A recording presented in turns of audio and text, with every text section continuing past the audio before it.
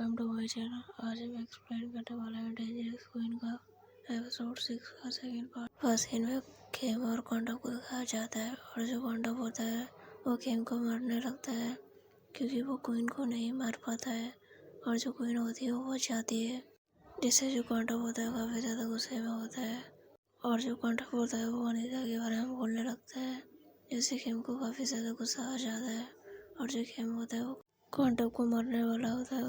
उससे पहले उसके जो गार्ड्स होते हैं वो केम को पकड़ लेते हैं और जो कॉन्डो होता है वो केम को काफ़ी ज़्यादा गुस्सा दिलाने की कोशिश करता है और केम को काफ़ी ज़्यादा गुस्सा आ जाता है और उसके बाद जो कॉन्डो होता है केम को काफ़ी ज़्यादा सुना रहा होता है और जो केम होता है वो काफ़ी गुस्से से देख रहा होता है।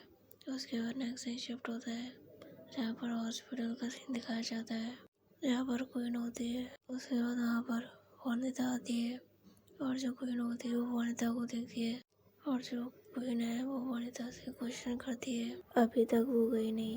तो वनिता बोलती है उसके लिए क्वीन ने अपनी लाइफ को खतरे में डाला और उससे बचाया।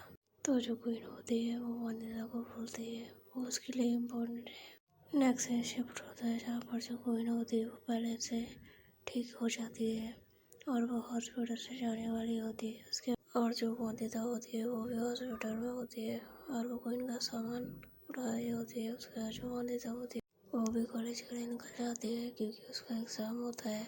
उसके बाद वहाँ पर क्वीन का बॉडीगार्ड आता है और जो क्वीन होती है वो सैम से उस आदमी के बारे में पूछती है जिसने उसके ऊपर अटैक किया।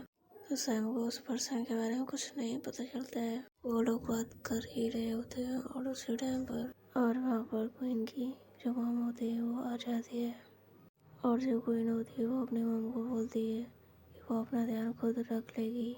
उसके बाद जो क्वीन की मॉम होती है वो क्वीन को किसी पार्टी के बारे में बताती है और जो पार्टी होती है वो क्वीन की मॉम के घर पर होती है और क्वीन की जो मॉम होती है वो क्वीन को वहाँ पर आने के लिए बोलती है और क्वीन पार्टी में जाने के लिए तैयार हो जाती है। उसके बाद नेक्स्ट शिफ्ट होता है जहाँ पर क्वीन और वनिता को दिखाया जाता है और जहाँ पर क्वीन और वनिता सो रहे होते हैं और जो क्वीन होती है वो सोकर उठती है और जो वनिता होती है वो भी सोकर उठ जाती है और वो क्वीन के पास जाती है।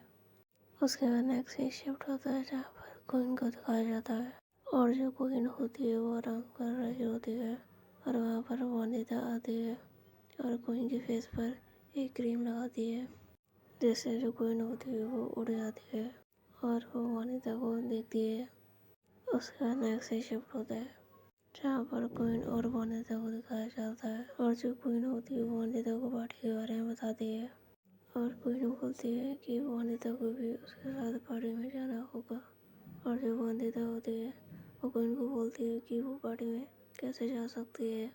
तो जो क्वीन होती है वो वनिता को बोलती है क्योंकि वो क्वीन की फेवरेट है इसलिए वो भी पार्टी में उसके साथ जाएगी।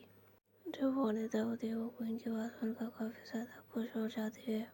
उसके बाद जो क्वीन होती है वो वनिता को किस करती है। उसके बाद नेक्स्ट शिफ्ट होता है जहाँ पर क्वीन सो रही होती है और वनिता जाग रही होती है। जहाँ पर जो वनिता होती है वो खुद सोच रही होती है और जैसे वो रो रही होती है और जब वनिता होती है वो क्वीन को किस करती है।